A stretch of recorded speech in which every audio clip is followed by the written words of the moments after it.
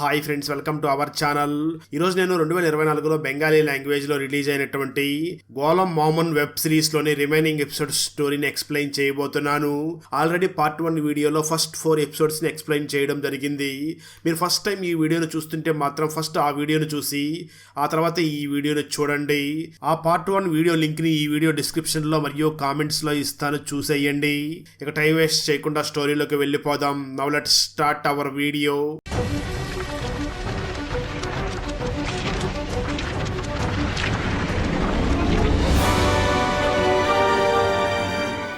Video start చేసే ముందు మన ఛానల్లో లాస్ట్ వీడియోకి వచ్చిన బెస్ట్ కామెంట్ ఏమిటో చూద్దాం.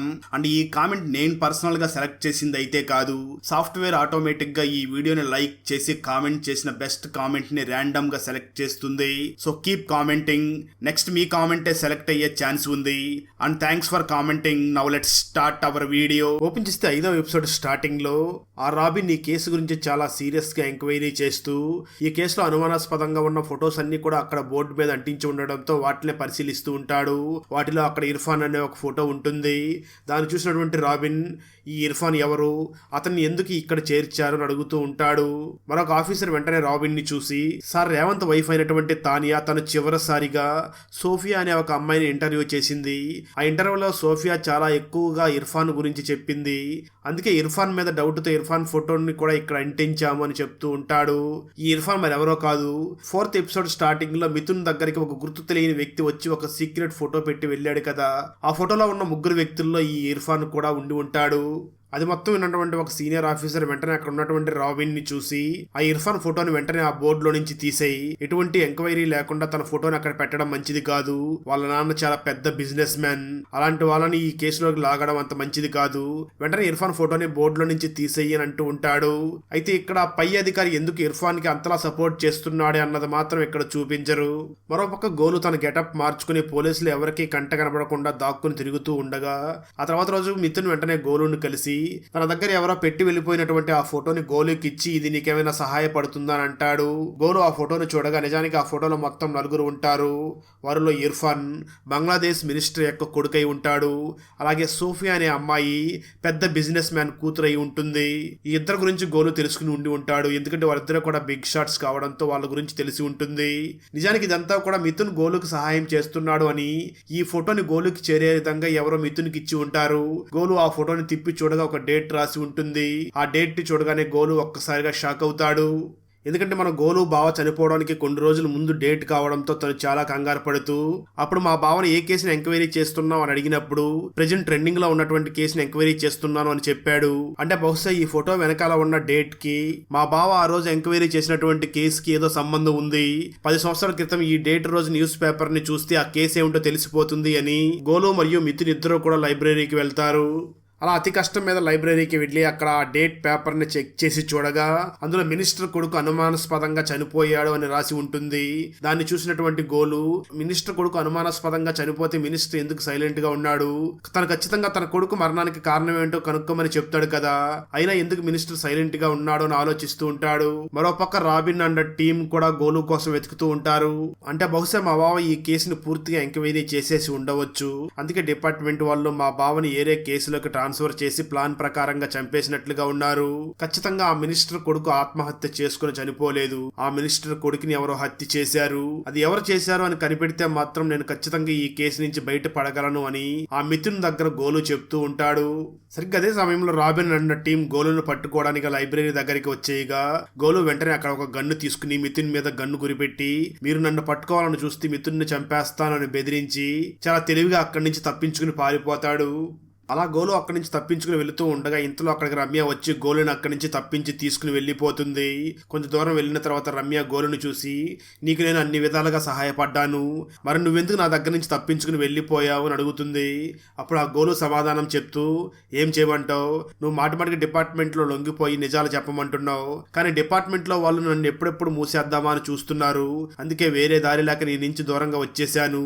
ఇప్పుడే ఒక విషయం కనిపెట్టాను, మినిస్టర్ కొడుకు ఆత్మహత్య చేసుకుని చనిపోలేదు, తనని ఎవరో హత్య చేశారు అని చెప్పగా ఆ మాటలు విన్నటువంటి రమ్య, తను ఆత్మహత్య చేసుకోలేదు అని నువ్వు అంత బలంగా ఎలా చెప్పగలుగుతున్నావు, నీ దగ్గర ఏదైనా వీడియో ఉందా అని అడుగుతుంది. గోలు వెంటనే రమ్యను చూసి, వీడియోనా, ఎందుకు నువ్వు ఆ విధంగా వీడియో గురించి అడుగుతున్నావు అని అంటూ ఉండగా వెంటనే రమ్య గోలును చూసి, ఏం లేదు, ఒకరోజు నేను నీ గురించి పై ఆఫీసర్ దగ్గర మాట్లాడడానికి తన రూమ్ లోకి వెళ్ళినప్పుడు తను ఎవరితోనో చాలా సీరియస్ గా వీడియో గురించి మాట్లాడుతూ నేను లోపలికి వెళ్ళగానే సడన్ గా ఫోన్ పెట్టేశాడు. అందుకే నేను ఈ కేసుకు సంబంధించి ఏదో బలమైన వీడియో ఉందని అనుకున్నాను, దాని గురించే నిన్ను అడుగుతున్నాను అని అంటూ ఉంటుంది. ఆ మాటలు విన్నటువంటి గోలుకి, అంటే మన డిపార్ట్మెంట్ లో ఉన్న పై ఆఫీసర్లకి ఈ కేసు గురించి పూర్తిగా తెలిసినట్లుగా ఉంది. అంటే ఆ మినిస్టర్ కొడుకుని చంపడం ఎవరో వీడియో తీసి ఉంటారు, ఆ వీడియో ఖచ్చితంగా తానియా దగ్గరికి మరియు తన హస్బెండ్ అయినటువంటి రేవంత్ దగ్గర ఉంది అని, ఆ రేవంత్ మరియు తానియా ఇద్దరిని కూడా మన డిపార్ట్మెంట్ వాళ్ళే చంపేసినట్లుగా ఉన్నారు, ఖచ్చితంగా ఆ వీడియో ఎక్కడ ఉందో కనిపెట్టాలి అని ఆ రమ్య దగ్గర చెప్తూ ఉంటాడు. ఇక్కడే మనకు 10 సంవత్సరాల క్రితం జరిగినటువంటి ఒక సన్నివేశాన్ని చూపిస్తారు. ఒక పార్టీలో ఇర్ఫాన్ డాన్స్ చేస్తూ ఉండగా అదే పార్టీలో సోఫియా మరియు మినిస్టర్ యొక్క కొడుకు ఇద్దరు కలిసి డాన్స్ చేస్తూ ఉంటారు. నిజానికి ఇంతకు ముందు సోఫియా మరియు ఇర్ఫాన్ ఇద్దరు కూడా ప్రేమించుకుని ఉండి ఉంటారు, కానీ ప్రెజెంట్ ఆ సోఫియా మినిస్టర్ యొక్క కొడుకుని మాత్రమే ప్రేమిస్తూ ఉంటుంది. ఆ విషయం తెలుసుకున్నటువంటి ఇర్ఫాన్ చాలా కోప్పడుతూ, తనకి సోఫియాకి బ్రేకప్ అయినప్పటికీ తన వెంటనే సోఫియాని కలిసి నీతో నేను మాట్లాడాలి, ఒకసారి నాతో పాటు బయటికి రావాలని అంటూ ఉంటాడు. దానికి సోఫియా కూడా ఆ ఇర్ఫాన్ ని చూసి, నీకు నాకు బ్రేకప్ అయిపోయింది, నీతో నాకు మాటలేమిటి, సరే చివరిసారిగా నీతో మాట్లాడతాను ఏంటో చెప్పు అని చెప్పి తన దగ్గరికి వెళ్ళబోతూ ఉండగా ఇంతలో అక్కడికి ఆ మినిస్టర్ కొడుకు వచ్చి, నీకు నేను కావాలో ఆ ఇర్ఫాన్ కావాలో తెలుసుకో అని చెప్పి అక్కడి నుంచి గొడవపడి వెళుతూ ఉంటాడు. ఇక్కడే స్టోరీ మళ్ళీ ప్రజెంట్ కి వస్తుంది. ఆ తర్వాత గోలు రమ్యను చూసి, నాకు మొదటి నుంచి ఈ కేసులో ఎవరో సహాయం చేయాలని చూస్తున్నారు, మొదటి నుంచి కూడా ఒక అన్నోన్ నెంబర్ నుంచి జాగ్రత్తగా ఉండండి అంటూ చాలా సార్లు మెసేజ్లు వచ్చాయి, అదే విధంగా ఇప్పుడు కూడా ఈ ఫోటో నా దగ్గరకు పంపించారు, అసలు నాకు మెసేజ్లు పెడుతున్నటువంటి ఆ అన్నోన్ నెంబర్ ఎవరిదో తెలుసుకోవాలి అని దాన్ని ట్రేస్ అవుట్ చేయగా ఇప్పుడు ఆ ఫోన్ నెంబర్ ని వాడుతున్న వాళ్ళు ఒక హోటల్లో ఉన్నారు అని తెలుస్తుంది. ఆ హోటల్ మరేదో కాదు, తన దగ్గరికి వచ్చినటువంటి ఫోటోలో ఒక 4 వ్యక్తులు ఒక హోటల్ ముందు నిలబడి ఉన్నట్లుగా కనిపించింది కదా, అదే హోటల్ అయి ఉంటుంది. దాంతో గోలు వెంటనే ఆ హోటల్ దగ్గరికి వెళ్లి అక్కడ ఉన్నటువంటి మేనేజ్మెంట్ ని కలిసి అక్కడ ముఖ్యంగా సోఫియా గురించి అడుగుతూ ఉంటాడు. ఎందుకంటే సోఫియాని చివరిసారిగా తానియా అక్కడ ఇంటర్వ్యూ చేసి ఉంటుంది. అలా ఇంటర్వ్యూ చేసే సమయంలో వీళ్ళిద్దరిని ఎవరో కూడా సీసీటీవీలో చెక్ చేస్తూ ఉండి ఉంటారు. ఆ హోటల్ దగ్గరికి వెళ్లి ఎంక్వైరీ చేసినప్పుడు తెలిసేది ఏమిటి అంటే ఆ హోటల్ నిజానికి సోఫియాది అని తెలుస్తుంది.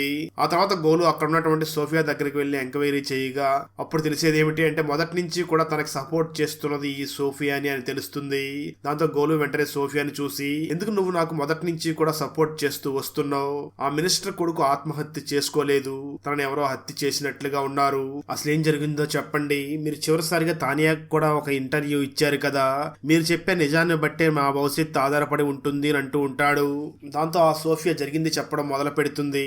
స్టోరీ మళ్ళీ 10 సంవత్సరాల గతానికి వెళ్తుంది. ఆ రోజు పార్టీలో గొడవ పడినటువంటి మినిస్టర్ కొడుకు అక్కడి నుంచి వెళుతూ ఉండగా సోఫియా తనని ఆపి, నువ్వు ఎక్కడికి వెళ్ళకు, ఆ ఇర్ఫాన్ నన్ను పిలిచాడు కదా, మనం ఆ పార్టీ దగ్గరికి వెళ్ళి మనం ఇద్దరం కూడా క్లోజ్ గా డాన్స్ చేస్తూ ఉందాం, అది చూసి ఇర్ఫానే మన లైఫ్ లోకి ఇంకెప్పటికీ రాడు అని చెప్పడంతో ఇద్దరు కూడా ఇర్ఫాన్ వాళ్ళ ఇంటి దగ్గరికి వెళ్లి డాన్స్ చేస్తూ రొమాంటిక్ గా డాన్స్ చేస్తూ ఉంటారు. అది చూసినటువంటి ఇర్ఫాన్ చాలా కోపంగా అక్కడికి వెళ్లి ఆ మినిస్టర్ కొడుకుని చాలా తీవ్రంగా కొడుతూ ఉంటారు. సోఫియా చాలా భయపడుతూ ఉండడంతో ఇర్ఫాన్ వెంటనే ఆ సోఫియాని చూసి, నువ్వు ఇక్కడ ఉంటే నీకు చాలా ప్రాబ్లం అవుతుంది, నువ్వు వెంటనే ఇక్కడి నుంచి వెళ్ళిపో అని చెప్పడంతో సోఫియా చాలా భయపడి అక్కడి నుంచి వెళ్ళిపోగా ఇర్ఫాన్ మరియు తన ఫ్రెండ్స్ గ్యాంగ్ అందరూ కూడా మినిస్టర్ కొడుకుని చాలా తీవ్రంగా కొట్టి స్విమ్మింగ్ పూల్ లో ముంచి కొట్టి చంపేస్తారు. ఇక్కడ ఇర్ఫాన్ కి అంత ధైర్యం ఎలా వచ్చింది అంటే ఆ ఇర్ఫాన్ వాళ్ళ తండ్రి బంగ్లాదేశ్ లో ఉన్నటువంటి హుక్కుమూత్ అనే ఒక గ్యాంగ్ కి చెందిన వాడు. హుక్కుమూత్ అంటే బంగ్లాదేశ్ మొత్తాన్ని కూడా వీళ్ళ కంట్రోల్లో పెట్టుకుని ఉన్నారు. అక్కడ వీళ్ళ మాటలే వేదం, వీళ్ళు చెప్పిన వాళ్ళే మినిస్టర్లుగా ప్రెసిడెంట్లుగా నియమిస్తూ ఉంటారు. ఒక మాటలో చెప్పాలి అంటే బంగ్లాదేశ్ మొత్తం కూడా హుక్కుమూత్ గుప్పిట్లోనే పెట్టుకుని ఉంటుంది. అందుకే ఇర్ఫాన్ అన్నా అతని ఫాదర్ అన్నా కూడా ప్రతి ఒక్కరూ భయపడుతూ ఉంటారు. ఆఖరికి ఆ దేశ ప్రెసిడెంట్ కూడా ఇర్ఫాన్ ని మరియు తన తండ్రిని చూసి భయపడుతూ ఉంటారు అని సోఫియా చెప్తూ ఉంటుంది. ఆ తర్వాత నా ఫాదర్ ఇక్కడ ఉండడం అంత మంచిది కాదు అని నన్ను విదేశాలకి పంపించేశాడు, 10 సంవత్సరాల తర్వాత నేను తిరిగి వచ్చి బిజినెస్ చేసుకుంటున్నాను అని చెప్తూ ఉంటుంది. ఆ సమయంలో తను తానియాకి ఇంటర్వ్యూ ఇస్తూ అక్కడ జరిగిన విషయం గురించి చెప్తూ, నా దగ్గర ఒక వీడియో కూడా ఉంది, అవసరమైతే నీకు ఇస్తాను అని చెప్పి ఉంటుంది. దాంతో తానియా, ఖచ్చితంగా నేను మీకు సపోర్ట్ చేస్తాను, ఈ విషయం అంతా కూడా న్యూస్ లో వచ్చేలాగా చేసి నీకు సపోర్ట్ చేస్తాను అని చెప్పి తను వెంటనే ఇంటికి వెళ్లి రేవంత్ ని చూసి, నాకు ఈ విషయంలో నువ్వు సపోర్ట్ చెయ్యాలని అడుగుతుంది. దాంతో రేవంత్ గోలుకు ఫోన్ చేసి, నా దగ్గర ఒక కేసు దొరికింది, ఆ కేసుకి మీ బావ కేసుకి సంబంధం ఉంది, ఒకసారి దీని గురించి మనం మాట్లాడాలి అని మనకు స్టార్టింగ్ లో చెప్పి ఉన్నాడు కదా, అది దానికోసమే ఈ మాట చెప్పి ఉంటాడు. అప్పుడు గోలీకి మొత్తం అర్థం అవుతూ ఉన్న సమయంలో అక్కడే ఉన్న రమ్యకి ఆ కైలాస్ ఫోన్ చేస్తూ ఉంటాడు. అది చూసినటువంటి గోలు కైలాస్ ఎందుకు రమ్యకి ఫోన్ చేస్తున్నాడు అంటే రమ్య కూడా కైలాస్ కోసం వర్క్ చేస్తున్నట్లుగా ఉంది అనుకుంటూ ఉంటాడు. ఇంతలో ఆ రమ్య తన దగ్గర ఉన్నటువంటి గన్ను తీసి ఆ సోఫియాకి గురిపెట్టి నీ దగ్గర ఉన్నటువంటి ఆ వీడియో ఏదో వెంటనే నాకు ఇచ్చేయి, లేదంటే మీ ఇద్దరిని కూడా చంపేస్తానని బెదిరిస్తూ ఉంటుంది. దాంతో అతి కష్టం మీద గోలు రమ్య దగ్గర నుంచి ఆ సోఫియాని కాపాడుతూ ఉంటాడు. ఆ సమయంలోనే గోలు రమ్య దగ్గర ఉన్నటువంటి గన్నును పట్టుకోగా అది పొరపాటున పేలి రమ్య అక్కడికక్కడే చనిపోతుంది. ఇక్కడ స్టోరీ మళ్ళీ 10 సంవత్సరాల గతానికి వెళ్తుంది. తన కొడుకు చనిపోయాడు అని మినిస్టర్ చాలా బాధపడుతూ ఉండగా ఇంతలో అక్కడికి ఆ ఇర్ఫాన్ ఫాదర్ వస్తాడు. ఇర్ఫాన్ ఫాదర్ ఆ మినిస్టర్ ని చూసి నా కొడుకు మరియు ఆ సోఫియా ఇద్దరు తిరుగుతున్నారు, మధ్యలో నీ కొడుకు వచ్చాడు, అందుకే నా కొడుకైనటువంటి ఇర్ఫాన్ నీ కొడుకుని చంపేశాడు, కానీ ఈ విషయం మాత్రం నువ్వు బయటికి చెప్పకు, అలా చెప్పకుండా ఉంటే నీకు ఎంత డబ్బులు కావాలన్నా ఇస్తాను, అలాగే నువ్వు చనిపోయేంత వరకు నిన్నే మినిస్టర్ లాగా ఉంచేలాగా చేస్తాను అని చెప్పడంతో ఆ డీల్ కి మినిస్టర్ కూడా ఒప్పుకుంటాడు. ఒకరోజు మన గోలు బావ తన పై ఆఫీసర్ దగ్గర మాట్లాడుతూ ఒక మినిస్టర్ కొడుకు స్విమ్మింగ్ పూల్ లో పడి చనిపోవడం ఏమిటి, నాకెందుకు అనుమానంగా ఉంది, ఇదైతే ఆత్మహత్యలాగా అనిపించడం లేదు, ఎవరో హత్య చేసినట్లుగా ఉన్నారు, నాకు చాలా అనుమానాలు ఉన్నాయని అంటూ ఉండడంతో పై అధికారి ఆ గోలు బావను చూసి నువ్వు ఈ కేసు గురించి ఇంకా ఎక్కువ డెప్త్ గా ఎంక్వైరీ చెయ్యకు అని అంటూ ఉంటాడు. అయినప్పటికీ గోలు ఒక పని కోసం అని చెప్పి మినిస్టర్ అపాయింట్మెంట్ తీసుకుని తన దగ్గరికి వెళ్లి సార్ మీరు ఒక కంప్లైంట్ ఇవ్వండి, మిగతా మొత్తం కేసు అంతా కూడా నేనే కంప్లీట్ చేస్తాను, ప్లీజ్ నాకు పర్మిషన్ ఇవ్వండి అని అంటూ ఉంటాడు. ఆ మినిస్టర్ కూడా గోలు బావను చూసి ప్లీజ్ మీరు ఈ కేసు గురించి ఎక్కువగా మాట్లాడవద్దు అని అంటూ ఉంటాడు. అప్పుడు ఒకసారిగా గోలు బావకి మినిస్టర్ ఎందుకు ఇలా మాట్లాడుతున్నాడు అని అనుకుంటూ ఉంటాడు. అయినప్పటికీ గోలు బావ ఆ కేసు గురించి ఎంక్వైరీ చేస్తూ విచారిస్తూ ఉంటాడు. దాంతో వాళ్ళు ప్లాన్ చేసి మీ బావను కూడా చంపేసి ఉంటారు అని సోఫియా గోలును చూసి మాట్లాడుతూ నేను ఇంటర్వ్యూ చేసే సమయంలో ఈ విషయాలన్నీ కూడా తానియాకి చెప్పేశాను, అందుకే తానియా తన హస్బెండ్ కి కూడా చెప్పి ఉంటుందని తన హస్బెండ్ ని కూడా చంపేశారు, ఆ రేవంత్ ని బెస్ట్ ఫ్రెండ్ కావడంతో తన విషయాలన్నీ కూడా నీకు చెప్పి ఉంటాడని నిన్ను చంపడం కోసం ప్లాన్ చేస్తున్నారు అని ఆ సోఫియా గోలీకి మొత్తం వివరిస్తుంది. దాంతో సోఫియా వెంటనే గోలును చూసి ఆ వీడియో ఏదో వెంటనే నాకు ఇవ్వండి అని అడగ్గా దానికి సోఫియా మాట్లాడుతూ నిజానికి నా దగ్గర ఎటువంటి వీడియో లేదు, నేను కేవలం ఫ్లోలో ఆ తానియాకి ఆ విధంగా చెప్పాను అని అంటుంది. ఆ మాటలు విన్న గోలు ఎంత పని చేసావు, నిజానికి నువ్వు తానియా ఇంటర్వ్యూలో మాట్లాడుతున్న సమయంలో మీ ఇద్దరిని కూడా కొంతమంది ఫాలో అవుతూనే ఉన్నారు, అప్పుడే వాళ్ళు నువ్వు చెప్పినటువంటి వీడియో గురించి తెలుసుకుని ఆ తానియాని రేవంత్ ని చంపి ఆ తర్వాత మా బావను చంపి ఇప్పుడు నన్ను కూడా చంపడానికి ప్లాన్ చేశారు అని గోలు అక్కడి నుంచి వెళ్ళిపోతాడు. ఆ తర్వాత గోలు తన దగ్గర రమ్య ఫోన్ ఉండడంతో ఆ ఫోన్ ని చెక్ చేయగా దాంట్లో ఒక వీడియో దొరుకుతుంది. అదేమిటి అంటే కైలాస్ గురువుని చంపాడు కదా, ఆ సమయంలో వీడియో తీసుకుని ఆ వీడియోని ఈ రమ్యకి పంపించి ఉంటాడు. ఇప్పుడు రమ్య ఫోన్ లో ఉన్నటువంటి ఆ వీడియోని గురువు తన ఫోన్ కి సెండ్ చేసుకుని ఆ ఫోన్ రమ్య ఫోన్ ను మాత్రం ఒక ప్లేస్ లో పడేసి వెళ్ళిపోతాడు. రమ్య ఫోన్ ని ట్రేస్ అవుట్ చేసినటువంటి కైలాస్ ఆ ఫోన్ దగ్గరికి చేరుకుంటాడు. సరిగ్గా అదే సమయంలో గోలు కైలాస్ కి ఫోన్ చేసి నువ్వు గురువుని చంపిన వీడియో నా దగ్గర ఉంది, నేను చెప్పినట్లుగా వినకపోతే ఈ వీడియో బయటకు వస్తుంది అని బ్లాక్ మెయిల్ చేయడంతో దాంతో కైలాస్ చాలా కోప్పడుతూ నువ్వు నన్నే బ్లాక్ మెయిల్ చేసే స్థాయికి ఎదిగావా, నీ అక్క మరియు నీ అక్క కూతురు ఇప్పుడు ఇంట్లోనే ఉన్నారు కదా, వాళ్ళు ప్రాణాలతో ఉండరు, ఎలా కాపాడుకుంటావో కాపాడుకో అని అంటాడు.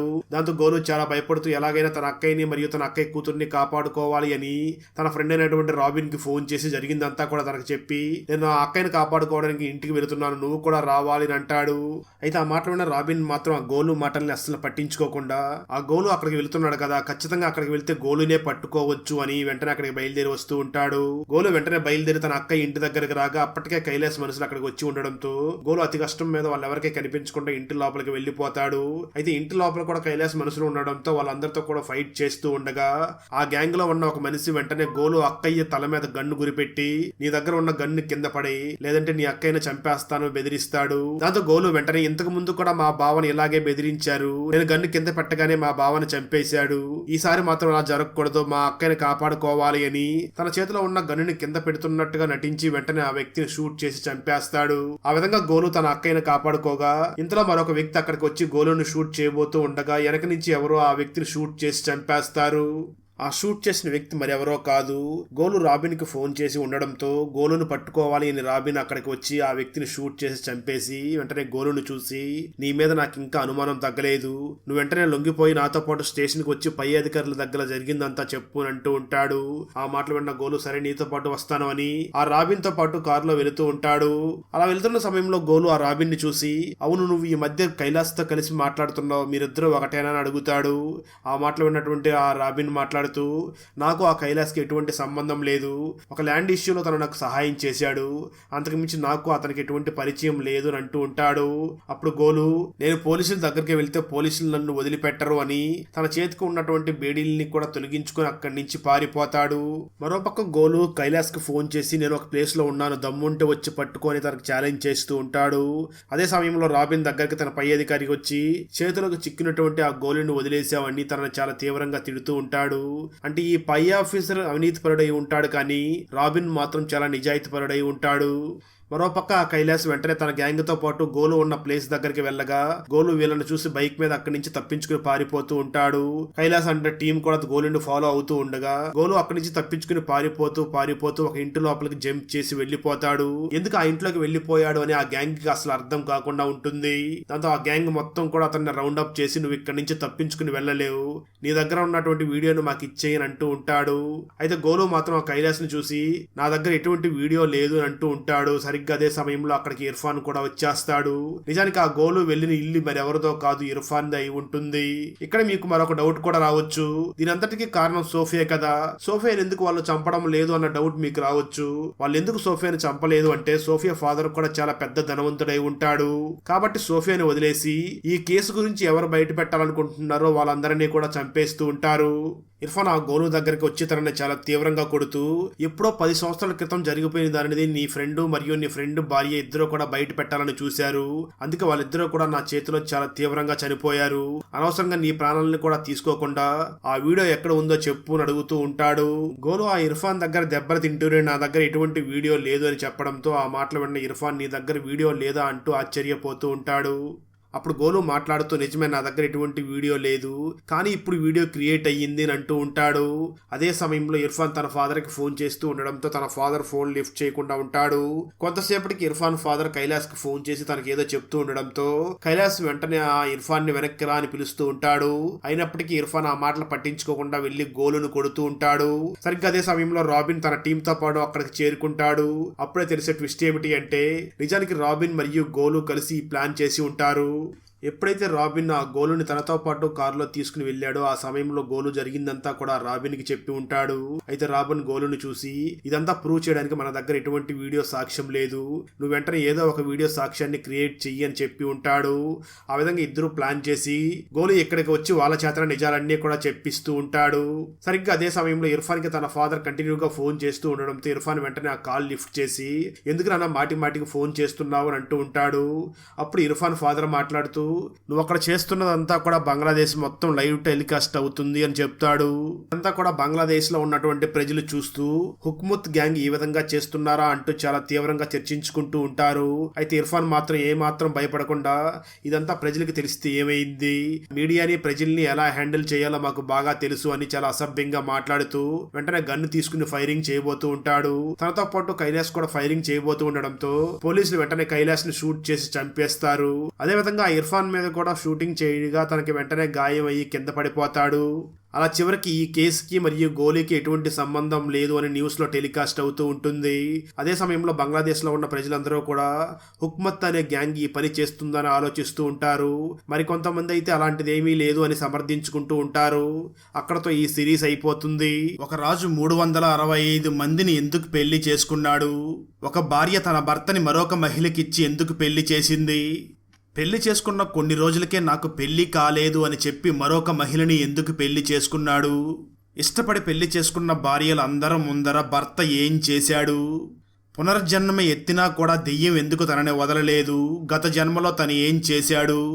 చివరికి ఆ దెయ్యం తనని విడిచిపెట్టిందా లేదా అన్నదే 2025లో పంజాబీ లాంగ్వేజ్ లో రిలీజ్ అయినటువంటి జాత్ ను చుడేల్ తక్రీ movie story.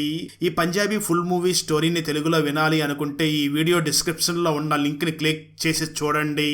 Thanks for watching friends. Video నచ్చినట్లయితే లైక్ చేసి ఒక చిన్న కామెంట్ చేస్తే మాకు నెక్స్ట్ వీడియో చేయడానికి ఎంకరేజింగ్ గా ఉంటుంది. అలాగే ఛానల్ ని సబ్స్క్రైబ్ చేసి పక్కనే ఉన్న బెల్ ఐకాన్ ని క్లిక్ చేసి సపోర్ట్ చేయండి. Thanks for watching. జై హింద్.